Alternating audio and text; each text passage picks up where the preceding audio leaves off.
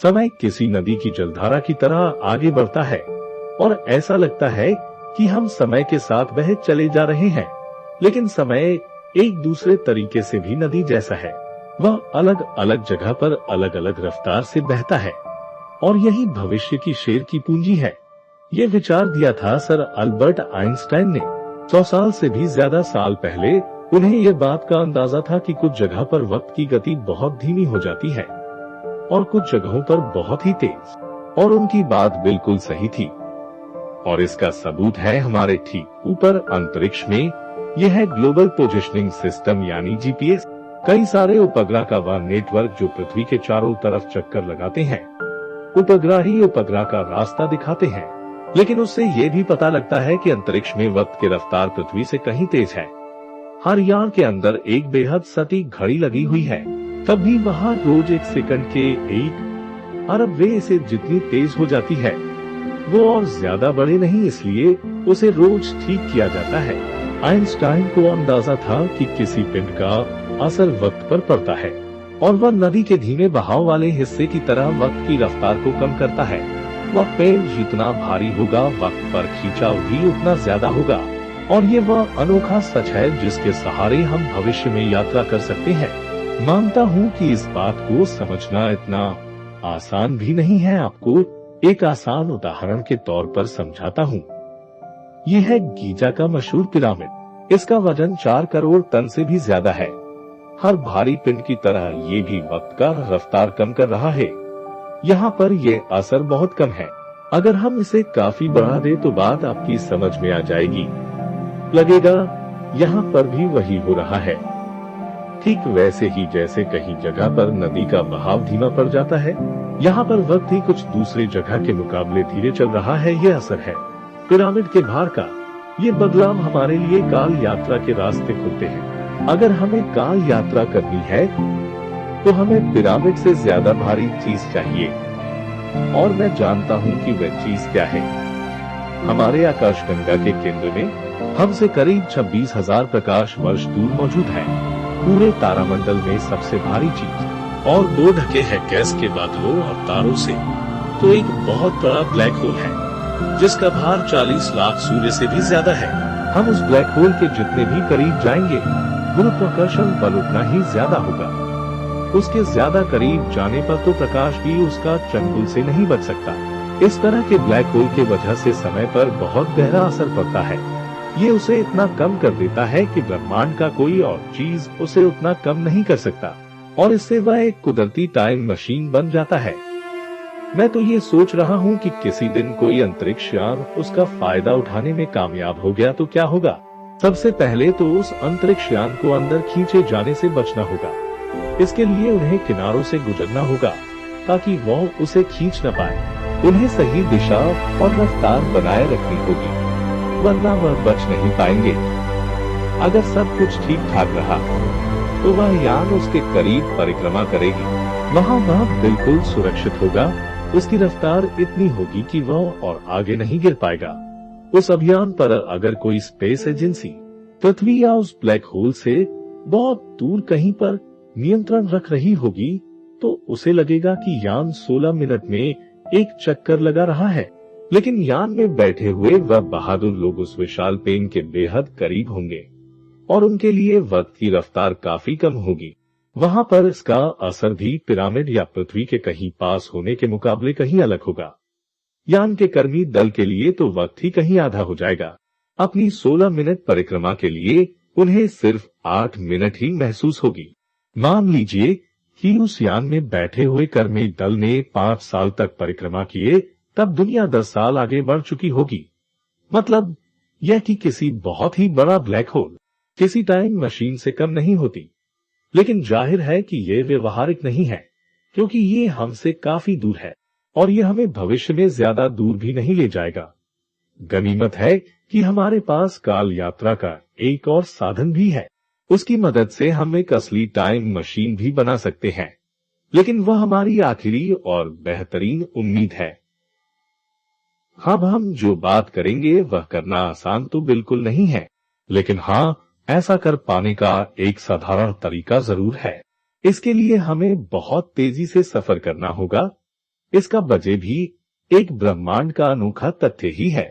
ब्रह्मांड की एक रफ्तार सीमा है और वह 2,90,792 किलोमीटर प्रति सेकंड की स्पीड की। उसे हम प्रकाश की रफ्तार कहते हैं। उस रफ्तार से कोई भी चीज तेज नहीं चल सकती।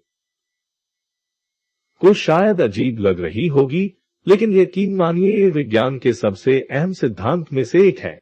आप माने या ना माने, प्रकाश की करीबी से भी गति करके हम समय यात्रा कर सकते हैं। ऐसा कैसे है, इसे समझने के लिए मान लीजिए कि हमारे पृथ्वी के चारों ओर एक पटरी बिछी हुई है। उस पटरी पर चलती है एक सुपरफास्ट ट्रेन। हम उस काल्पनिक ट्रेन को प्रकाश की गति से ज्यादा तेज चलाने की कोशिश करेंगे कि वह किस तरह से एक टाइम मशीन बन सकती है। लेकिन प्रकाश की रफ्तार तक पहुंचने के लिए उसे बहुत तेजी से पृथ्वी की चक्कर लगाना पड़ेगा, 1 सेकंड में 7 बार। लेकिन हम लाख कोशिश भी करी, ट्रेन कभी भी लाइट के स्पीड से ज्यादा नहीं चलेगी, क्योंकि भौतिकी के नियम उसे रोकेंगे। हाँ, इतना जरूर है कि वह प्रकाश की रफ्तार के आसपास जरूर पहुंच सकती है, लेकिन तभी होगी एक असाधारण बात। उस ट्रेन के अंदर बाहर के मुकाबले वक्त बहुत धीरे चलेगा, ठीक वैसे ही जैसे ब्लैक होल के आसपास चलता है, लेकिन उससे भी ज्यादा धीरे। ऐसा रफ्तार की सीमा बचाने के लिए होता है, और आप भी उसकी वजह समझ सकते हैं। आप एक कल्पना कीजिए, एक बच्ची ट्रेन की दिशा में दौड़ता है। अगर हम उसकी दौड़ने की रफ्तार को ट्रेन की रफ्तार के साथ जोड़ दें, तो उसकी रफ्तार ज्यादा हो जाएगी। तो क्या वह गलती से ही सही रफ्तार की सीमा पार नहीं कर जाएगी? लेकिन नहीं, वह ऐसा नहीं कर पाएगी। कुदरत का नियम ट्रेन में वक्त का रफ्तार कम करके उसे ऐसा करने नहीं देगा। वह इतनी तेजी से दौड़ ही नहीं सकती कि वह रफ्तार की सीमा को पार कर दे। वक्त हमेशा रफ्तार की सीमाओं को बचाने के लिए अपनी रफ्तार कम कर देता है। इसी तथ्य के आधार पर हम भविष्य में ज्यादा दूरी तय कर पाएंगे। आप सोचिए, ट्रेन एक स्टेशन से 2 जनवरी 2050 में चलती है। वह अगले 100 साल तक लगातार पृथ्वी की परिक्रमा करती रहती है। फिर 1 जनवरी 2150 को वो रुक जाता है, लेकिन उसमें बैठे मुसाफिरों के लिए तो हफ्ते भर का ही समय बीता है। जब वह ट्रेन से बाहर आते हैं तो उनके सामने वह दुनिया नहीं थी जो उन्होंने छोड़कर गई थी। सिर्फ 1 हफ्ते में वह भविष्य के 100 साल का सफर कर लिया। बेशक उस रफ्तार से चलने वाला ट्रेन बना पाना तो मुश्किल है, लेकिन हम उस ट्रेन की जैसी एक चीज स्विट्जरलैंड के जिनेवा में बना लिया है। पार्टिकल कोलाइडर एक्सीलेटर, जो दुनिया में सबसे बड़ा है। जमीन में काफी गहराई में एक गोलाकार सुरंग बनी हुई है जो करीब 26 किलोमीटर लंबी है, जिसमें खरबों छोटे छोटे कण बनते हैं। जैसे ही उसे चलाया जाता है, उनकी रफ्तार पलक झपकने से भी कम समय में 0 से 1 करोड़ किलोमीटर प्रति घंटा पहुंच जाती है। अगर शक्ति बढ़ा दी जाए तो उनकी रफ्तार भी बढ़ जाएगी। फिर एक समय आएगा जब वह 1 सेकंड में 11 बार चक्कर लगाएगी, यानी प्रकाश के रफ्तार से लगभग करीब रफ्तार तक। लेकिन वह भी ट्रेन की तरह प्रकाश के करीबी रफ्तार तक नहीं पहुंच पाएंगे, लेकिन वह उस रफ्तार के 99.99% पहुंच पाएंगे। ऐसा होने पर वह भी काल यात्रा करने लगेंगे। ये बात सिर्फ इतनी मामूली है। अगर हम भविष्य की सैर पर जाना चाहते हैं तो हमें ज्यादा से ज्यादा तेज जाना होगा, बहुत तेज।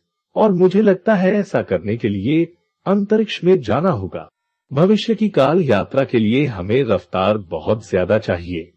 इसके लिए हमें बनाना होगा एक ऐसा स्पेसक्राफ्ट जो एक बहुत बड़ी मशीन हो। वह यान इतना बड़ा होना चाहिए कि उसमें इतना ईंधन समा सके कि वह प्रकाश के गति के समान चल सके।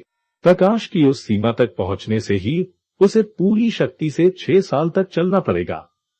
शुरू में से तो उसे धीरे धीरे ही ने जाना होगा, क्योंकि यार बड़ा और काफी भारी भी होगा।